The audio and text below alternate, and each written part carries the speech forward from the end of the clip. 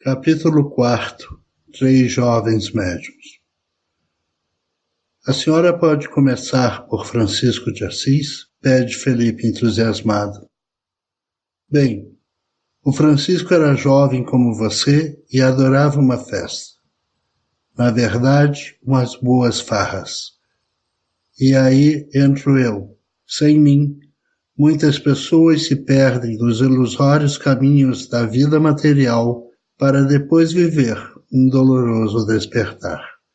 Mas, com ele, não foi assim.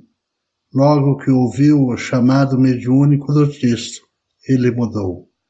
Teve um errinho de comunicação que foi até engraçado. É comum acontecer. Conte, pede Felipe curioso. Jesus tinha falado para Francisco reconstruir a sua igreja, mudar a forma de viver dos cristãos. E ele achou que era uma igreja abandonada perto de onde morava. A mediunidade ri ao contar essa história. Mas como ele entendeu que não era aquela igreja? Pergunta Felipe. Com o tempo, quem me cultiva espiritualiza e passa a entender tudo melhor, de forma mais clara.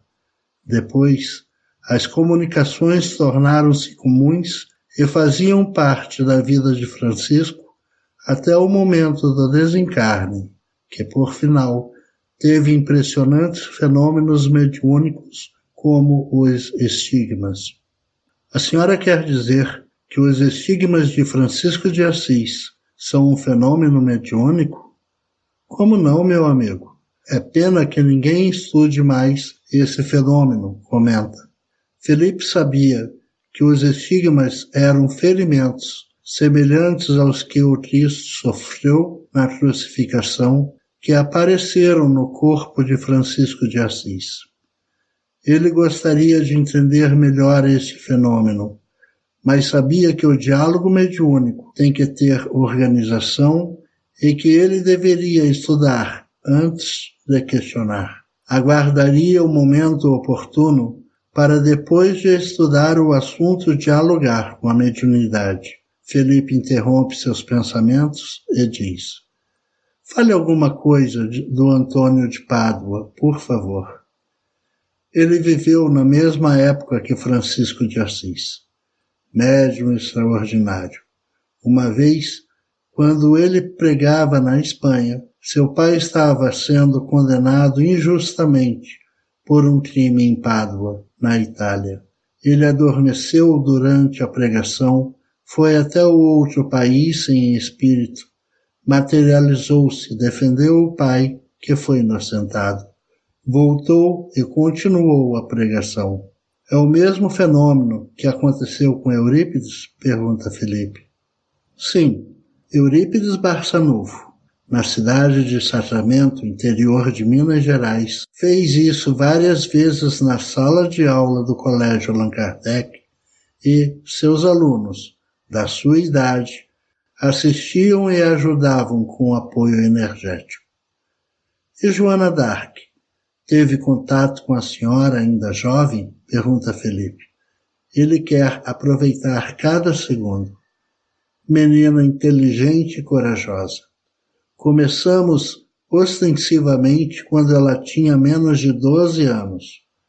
Tornou-se uma das maiores generais da história. Com 17 anos, comandava um exército com mais de 4.000 homens e venceu uma guerra que durava mais de 100 anos. Por isso o nome da guerra, Guerra dos 100 Anos.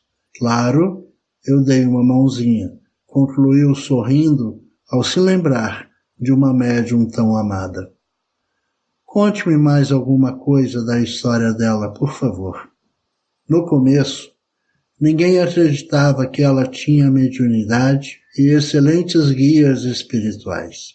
Ela foi falar com o rei para comandar o exército da França.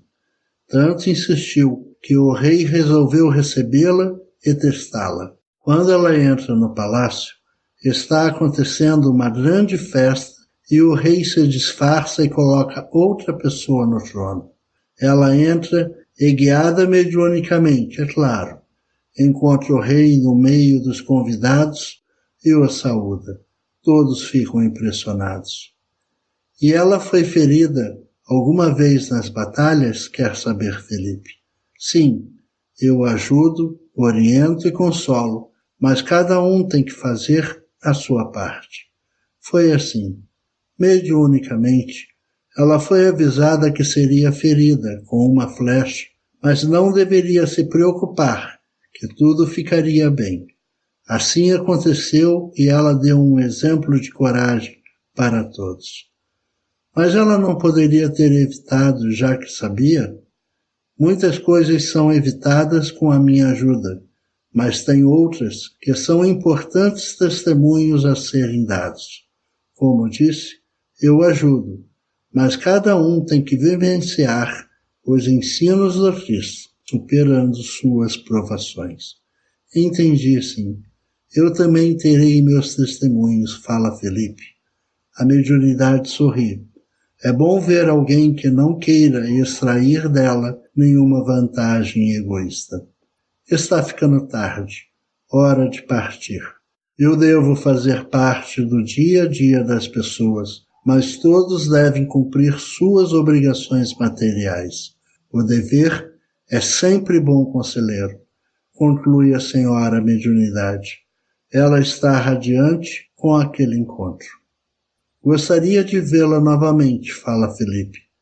Nada mais fácil, responde a mediunidade. A senhora estará aqui na próxima semana? Pergunta Felipe com esperança. Certamente nos encontraremos. Que maravilha! Estarei aguardando a senhora. Felipe mal se contém de alegria. Agora sim, sente-se espírita. Despedem-se.